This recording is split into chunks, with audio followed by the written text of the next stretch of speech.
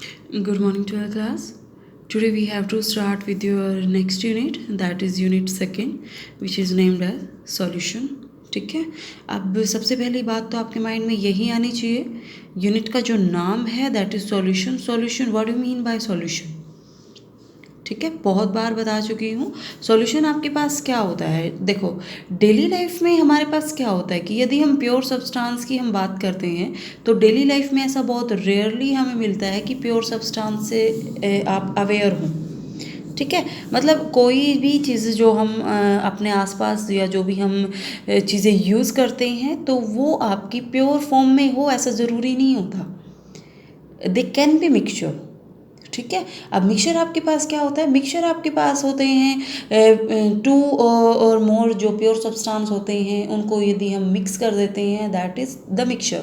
ठीक है, आप अच्छे से इस चीज़ को पढ़ के आए हो कि मिक्सचर आपके पास होते क्या हैं. अब मिक्सचर की जो यूटिलिटी है, जो इम्पोर्टेंस है हमारी लाइफ में, वो भी डिपेंड करती है उसकी कॉम्पोजिशन पे. ठीक है, तो यहाँ पे मैं आपको ये चीज़ें क्यों बता रही हूँ? मैं आपको ये इसलिए बता रही हूँ कि जब भी हम जनरली बात करते हैं सॉल्यूशंस की, तो सॉल्यूशंस को आप बोलते हो सॉल्यूशन आर द मिक्सचर्स. अब मिक्सचर्स होते हैं that these are the homogeneous mixture of two or more substance you can say. ठीक है, जिसमें अब होमोजेनियस ये चीज़ें आप 11th क्लास में पढ़ के आ चुके हो कि मिक्सचर क्या होता है, what do mean by the types of mixture. आप क्या क्या होते हैं आपके पास. होमोजीनियस जो वर्ड है उसका मीनिंग क्या होता है? जनरल यदि मैं बताऊं तो होमोजीनियस जो होता है वो आप जनरली बोलते हो जिसकी जो प्रॉपर्टी है, property you can say, composition you can say, वो यूनिफॉर्म रहती है through out the solution, remains uniform. ठीक है, यूनिफॉर्म का मीनिंग क्या होता है? यूनिफॉर्म का मीनिंग होता है कांस्टेंट रहती है, मीन्स वो आप चेंज नहीं कर सकते. ठीक है, आप जनरली यदि हम सॉल्यूशन की हम बात करते हैं तो आप बाइनरी सॉल्यूशन को डिस्कस करते हो. बाइनरी सॉल्यूशन क्या होते हैं? अब सॉल्यूशन आपके बने होते हैं सॉल्यूट प्लस सॉल्वेंट से. Solution are the mixtures of solute and solvent. ठीक है, जिसमें हम एक सॉल्यूट एंड एक सॉल्वेंट लेते हैं, that are known as the binary solutions. ठीक है, ये तो आपकी जर्नल से बातें थी जो हमने जर्नली सॉल्यूशन आपके पास क्या होते हैं. अब जो सॉल्यूशन चैप्टर है उसमें हमने जो टॉपिक डिस्कस करनी है वो आपके टॉपिक कौन कौन से डिस्कस करने हैं. फर्स्टली हम इस चीज़ को डिस्कस करते हैं. ठीक है, देखो, तो सबसे पहली बात आपको सॉल्यूशन का पता लग गया क्या होते हैं. उसके बाद आपने यहाँ से आपका जो नेक्स्ट टॉपिक आपने जो करना है discuss that is the types of solution. ठीक है, सॉल्यूशन के टाइप क्या होते हैं 11th क्लास में बहुत अच्छे से आप करके आए हो. How to calculate concentration of solution, how to calculate molarity, normality. ठीक है, मोल फ्रैक्शन आप कैसे कैलकुलेट करते हो, ये सारी चीज़ें हम ऑलरेडी डिस्कस कर चुके हैं. ठीक है, उसके बाद आपका जो नेक्स्ट टॉपिक आता है that is what do you mean bye solubility. आप बोलते हो ना कि solution is the homogeneous mixture, means solute आपका सॉल्वेंट जब एक दूसरे में डिसॉल्व होते हैं तब आपका जो सॉल्यूशन है वो फॉर्म होता है. ठीक है, अब आपको ये तो पता होना चाहिए कि सॉल्युबिलिटी क्या होती है. जनरल लैंग्वेज में यदि मैं आपको यहीं पे क्लियर करूँ, नाम से पता लग रहा है सॉल्युएबिलिटी मतलब किसी पर्टिकुलर सॉल्वेंट में किसी सॉल्यूट के डिसॉल्व होने की एबिलिटी कितनी है, मीन्स कितना सॉल्यूट डिसॉल्व हो सकता है, that is known as solubility. ठीक है, फिर हम आपकी डिफरेंट टाइप की सॉल्युबिलिटी के जो फैक्टर्स हैं जिन पे सॉल्युबिलिटी आपकी डिपेंड करती है, फैक्टर्स को हम डिस्कस करेंगे. फैक्टर्स में आपके पास क्या क्या होते हैं? 4 फैक्टर्स होते हैं बेसिकली. नेचर ऑफ सॉल्यूट हो सकता है, नेचर ऑफ सॉल्वेंट होता है, टेम्परेचर होता है, प्रेशर होता है. अब ये फैक्टर्स किस किस को अफेक्ट करते हैं? Firstly we have to discuss the solubility of solid in liquid. हम ये चीज़ डिस्कस करते हैं, कंप्लीट डिस्क्रिप्शन देते हैं फैक्टर्स के बारे में. उसके बाद आपके पास होती है गैस इन लिक्विड, जिसकी जो क्वांटिटेटिव आपके पास एनालिसिस है वो सबसे पहले हेनरी ने की थी कि आपके पास जो गैस है गैस की सॉल्युबिलिटी प्रेशर के अकॉर्डिंगली कैसे चेंज होती है, वो सबसे फर्स्टली किसने बताया था? हेनरी साइंटिस्ट थे, उन्होंने हमें बताया था। ठीक है, तो हेनरी लॉ हम डिस्कस करेंगे इस चीज़ में। उसके बाद आपका जो नेक्स्ट कंसेप्ट आपका जो आता है that is the vapour pressure of liquid in liquid. ठीक है, वो चीज़ हम डिस्कस करेंगे जिसमें आप बेसिकली राउट्स लॉ को बताओगे। ठीक है, क्या बोल रही हूँ मैं? Vapour pressure of liquid liquid, जिसमें आपके पास कौन सा लॉ आ जाता है? राउल्स लॉ आ जाता है।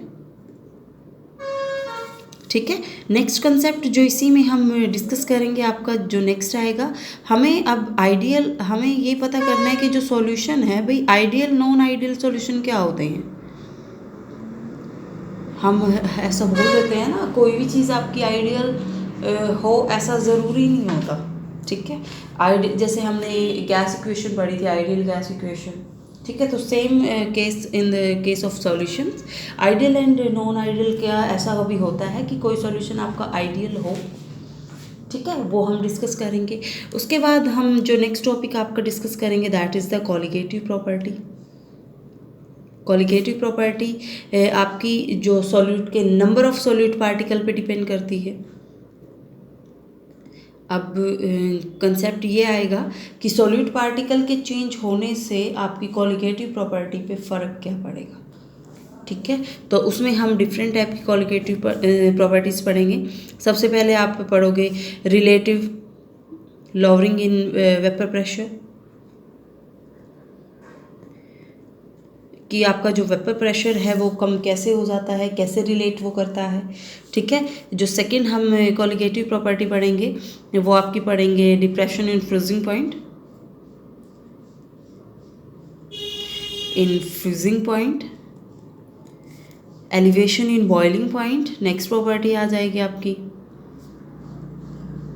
And the most important property is the osmotic pressure. What do you mean by osmosis process. ठीक है, डेली लाइफ में ऑस्मोसिस प्रोसेस का बहुत यूज़ होता है। आरओ हर किसी के घर में मौजूद है, तो आरओ में आपकी रिवर्स ऑस्मोसिस प्रोसेस होता है, तो we have to discuss that. ठीक है, प्रैक्टिकल तरीके से इनको मतलब सोच के आप अंडरस्टूड किया करो चीज़ों को कि हमारी जो डेली लाइफ है उसमें इन चीज़ों का क्या यूज़ है। ठीक है, तो ये सारे के सारे जो टॉपिक्स हैं, जो एक नेक्स्ट टॉपिक भी आपका था एबनॉर्मल मोलर मास का एंड वैन हॉफ फैक्टर, वो इस साल सीबीएसई बोर्ड ने आपके जो सिलेबस है उससे आपका डिलीट कर दिया है वो पोर्शन। तो हमने आपका जो लास्ट टॉपिक आपका जो करना है वो ऑस्मोटिक प्रेशर का ही करना है। ठीक है, सो बुक में से हम ये टॉपिक जो है आपके स्टार्ट करते हैं। तो यहाँ से हम आपका स्टार्ट करते हैं सॉल्यूशन। सॉल्यूशन आपके पास क्या होते हैं मैं आपको बता चुकी हूँ। तो जर्नली जो इंट्रोडक्शन है वहाँ से हम स्टार्ट करते हैं। तो यहाँ पे आपका क्या बोला हुआ है कि जो नॉर्मल लाइफ होती है उसमें हम रेयरली ऐसा होता है कि प्योर सब्सटेंस से गो थ्रू हूँ, ऐसा मतलब इम्पॉसिबल सा ही होता है। प्योर सब्सटेंस से आप बहुत कम ही डील करते हो डेली लाइफ में। ठीक है, तो ये जनरल बातें आपकी बोली हुई है कि मिक्सचर्स से आप जनरली डील करते हो डेली लाइफ में, जो क्या होता है which is the combination of two or more pure substance. ठीक है, लेकिन उनकी भी जो यूटिलिटी या इम्पोर्टेंस है वो आपकी जो लाइफ में वो डिपेंड करती है उनकी कॉम्पोजिशन में। कॉम्पोजिशन का मीनिंग क्या होता है पर्टिकुलरली वो आप यहाँ पे समझो। देखो, जैसे इसने बोला है कि ब्रास आपके पास मिक्सचर होता है कॉपर एंड जिंक का, उसकी जो इम्पोर्टेंस होती है, उसकी जो प्रॉपर्टी होती है वो डिफरेंट होती है as compare to German silver. German silver में आपके पास क्या होता है, कॉपर जिंक तो वही होता है, बट यदि आप निकल ऐड कर दो तो जो जर्मन सिल्वर है उसके कंपेयर में ब्रास की इम्पोर्टेंस ज़्यादा होती है। ठीक है, तो यही चीज़ यहाँ पे बोली हुई है कि जो यूटिलिटी या जो इम्पोर्टेंस है किसी भी मिक्सचर की वो डिपेंड करती है उसकी कंपोजिशन के ऊपर। ठीक है, जैसे ये बहुत इंपॉर्टेंट क्वेश्चन है, यहाँ से आपका एमसीक्यू बन सकता है कि देखो इसने क्या बोला है कि 1 पार्ट पर मिलियन 1 ppm हो फ्लोराइड आयन यदि वाटर में, तो वो तो टूथ डिके से प्रिवेंट करते हैं, रोकते हैं।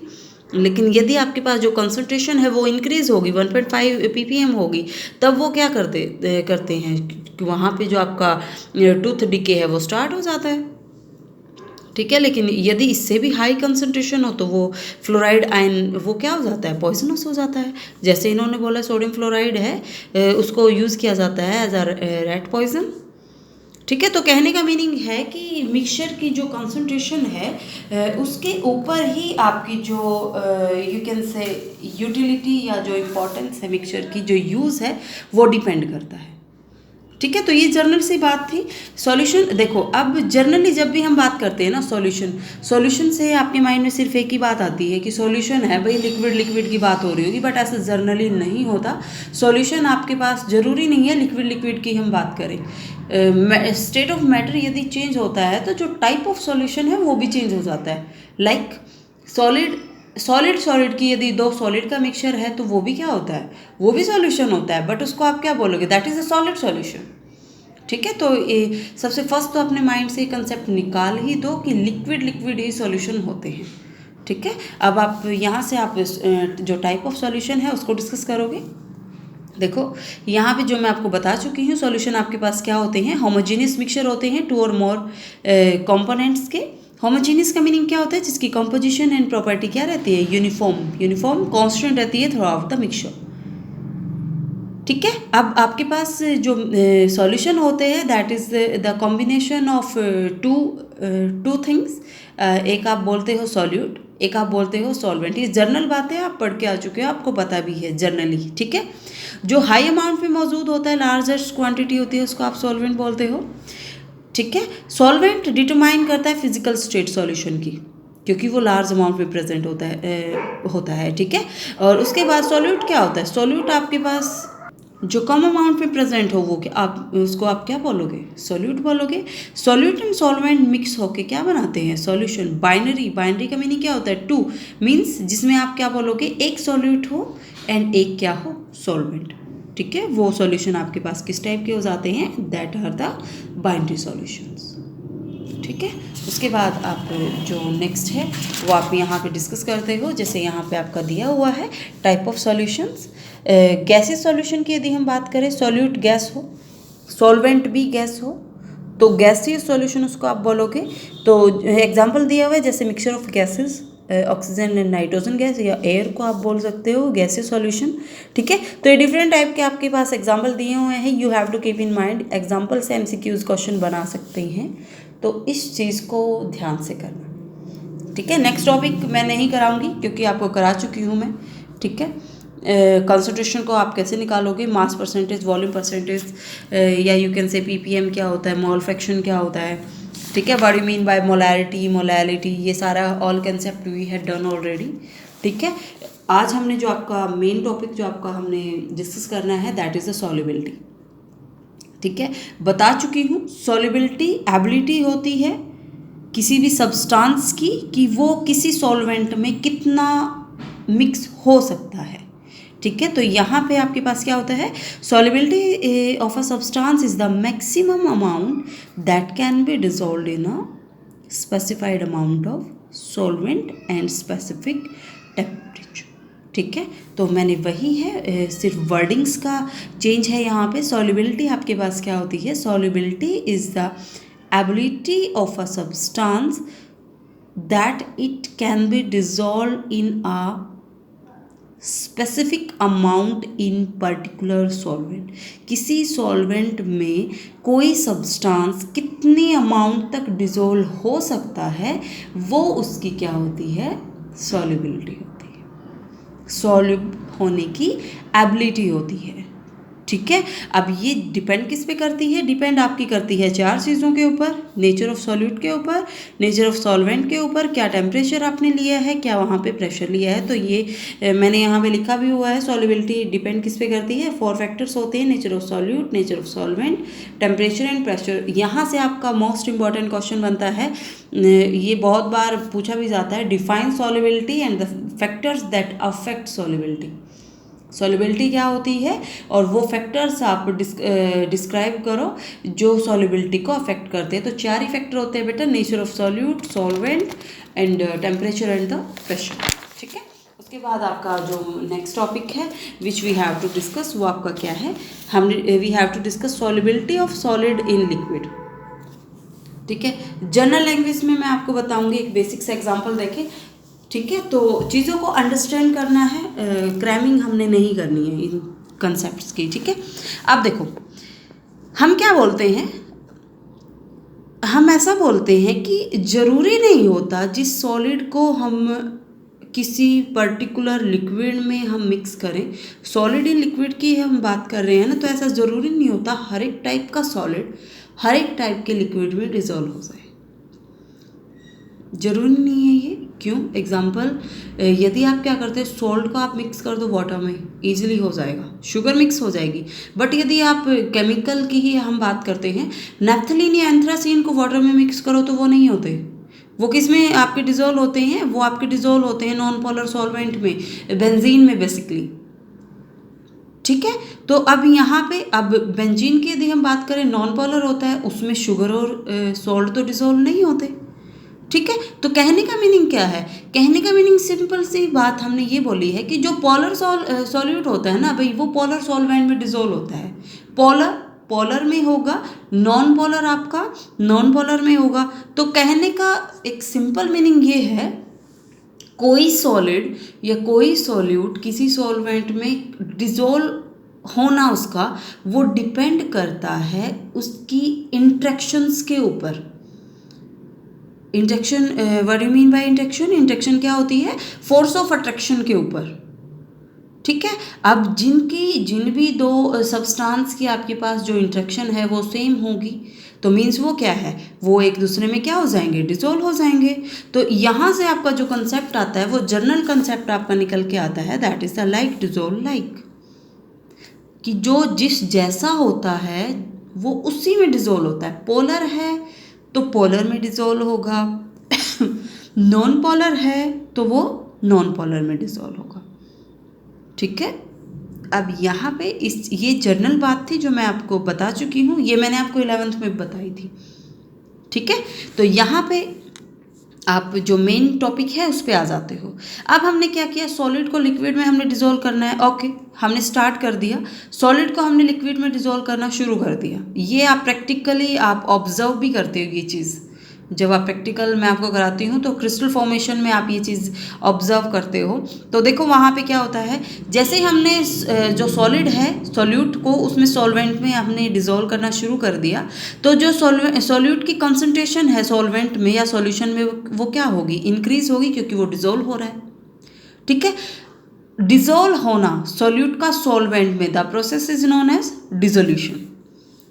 ठीक है, but at the same time वहाँ पे क्या होता है, जो सॉल्यूट के पार्टिकल है वो कोलाइड करते हैं आपके पास सॉल्वेंट के पार्टिकल के साथ, सॉल्यूट के पार्टिकल के साथ। ठीक है, कैसे, कुछ सॉल्यूट के पार्टिकल दूसरे जो सॉल्यूट है उसके साथ आपके क्या करेंगे, स्ट्राइक करेंगे, कोलाइड करेंगे। तो वहाँ से अल्टीमेटली क्या होता रहेगा कि आपके कुछ सॉल्यूट के पार्टिकल आपके सॉल्यूशन से सेपरेट होते रहेंगे। कई बार आप बोलते हो ना, मैम ये डिसॉल्व नहीं हो रहा। आप बहुत बार आप जब क्रिस्टल फॉर्मेशन आप करते हो तो वहाँ पे आप ये प्रैक्टिकली चेकआउट करते हो कि वो डिसॉल्व नहीं होता। ठीक है, वो डिसॉल्व तो हो रहा है, लेकिन अल्टीमेटली साथ साथ क्या हो रहा है कि कोलिजन की वजह से कुछ जो सॉल्यूट पार्टिकल है वो दोबारा से रीजनरेट हो रहे हैं। रीजनरेशन होना, सेपरेशन होना सॉल्यूशन से, उसको आप क्या बोल देते हो, क्रिस्टलाइजेशन। ठीक है, तो एक अल्टीमेटली एक पॉइंट ऐसा आता है कि दोनों प्रोसेस आपके सेम रेट से होते हैं। सेम रेट से कैसे, मीन्स जितना सॉल्यूट आपका डिसॉल्व हो रहा है उतना ही सॉल्यूट के पार्टिकल सॉल्वेंट से आपके क्या हो रहे हैं, सेपरेट हो रहे हैं। एक डायनामिक इक्विलिब्रियम पहुंच जाता है सॉल्यूट, सॉल्वेंट एंड सॉल्यूशन के बीच में। ठीक है, तो आपके पास क्या होता है कि जिस भी टेम्परेचर पे आप या प्रेशर पे आप का ये प्रोसेस जो डायनेमिक इक्विलिब्रियम है वो अटेन हो जाता है, तो मीन्स वहाँ पे कंसंट्रेशन तो चेंज नहीं होएगी, ना सॉल्यूट की कंसंट्रेशन चेंज होएगी ना सॉल्वेंट की।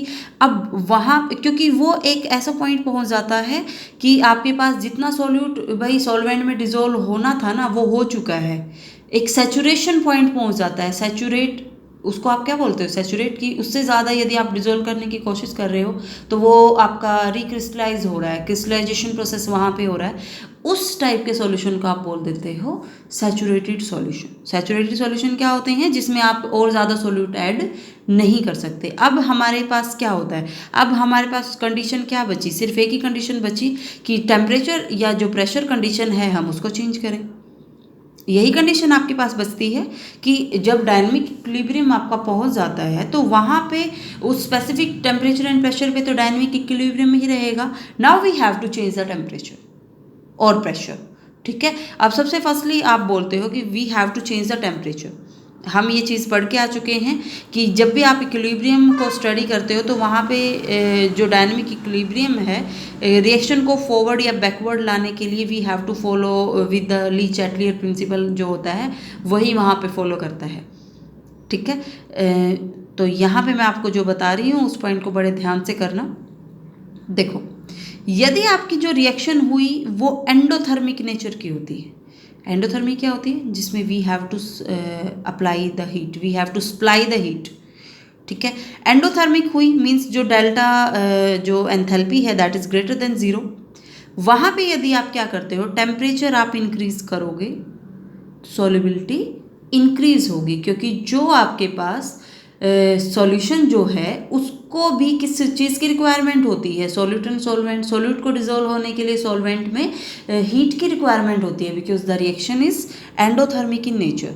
तो वहाँ पे यदि आप क्या करते हो, वहाँ पे यदि आप टेम्परेचर को इंक्रीज करते हो तो सॉल्युबिलिटी आपकी क्या होती है, इंक्रीज होती है, मीन्स उतना ही सॉल्यूट सॉल्वेंट में डिजोल्व हो जाएगा। ओके, यदि आपके पास क्या हो, रिएक्शन आपकी हो एक्सोथर्मिक टाइप की, भाई सॉल्यूट को आप सॉल्वेंट में मिक्स कर रहे हो, रिएक्शन एक्सोथर्मिक हो रही है, वहाँ से हीट रिलीज हो रही है। यदि आप इस कंडीशन में टेम्परेचर को अप्लाई करोगे, आपने टेम्परेचर को कुछ तो रिलीज हो रही है, कुछ आपने टेम्परेचर को अप्लाई कर दिया, तो जो रिएक्शन है वो आपके पास क्या हो जाएगी, वो आपके पास तो फिर बैकवर्ड डायरेक्शन में जाएगी। मीन्स उस केस में क्या होगा, उस केस में तो सॉल्युबिलिटी आपकी डिक्रीज हो जाएगी। ठीक है, तो दो कंडीशन है, दोनों कंडीशन को अपने माइंड में रखना। यहाँ से क्वेश्चन आपका बहुत इंपॉर्टेंट है, ये क्वेश्चन आपका आता है। क्वेश्चन किस टाइप से आता है वो मैं आपको बताती हूँ। क्वेश्चन ऐसे आता है, what is the effect of temperature and pressure on the solubility of solid in liquid. ठीक है, तो वहाँ से आपने यदि आप टेम्परेचर का इफेक्ट बताते हो तो आपने दोनों कंडीशन डिस्कस करनी है कि यदि रिएक्शन एंडोथर्मिक हो तो टेम्परेचर इंक्रीज करोगे, सॉल्युबिलिटी इंक्रीज होगी, but in case of exothermic reaction temperature के इंक्रीज करने से जो आपकी सॉल्युबिलिटी है वो क्या होगी, डिक्रीज होगी। ठीक है, तो यदि हम प्रेशर की बात करते हैं तो प्रेशर का कोई सिग्निफिकेंट इफेक्ट नहीं होता सॉलिड इन लिक्विड के केस में। ठीक है, वो आपका क्यों नहीं होता, क्योंकि सॉलिड लिक्विड आपके क्या होते हैं, इनकम्प्रेसिबल होते हैं, we can not compress solid और लिक्विड। ठीक है, तो जो इफेक्ट है प्रेशर का वो आपका खास फर्क नहीं होता, मतलब अफेक्ट ही नहीं करता सॉल्युबिलिटी को, जो प्रेशर है। तो वहाँ पे आप जनरल से एक बात बोल दोगे, जो प्रेशर है, pressure having no effect on the solubility of solid in liquid. ठीक है, तो ये आपका जो टॉपिक था वो हमने डिस्कस करना था, सॉल्युबिलिटी। एक कंसेप्ट हम कर चुके हैं, solubility of solid in liquid. Next concept हम आपका कल करेंगे, that is the solubility of gas in liquid. ठीक है, जिसमें हम हेनरी लॉ को डिस्कस करेंगे। Till then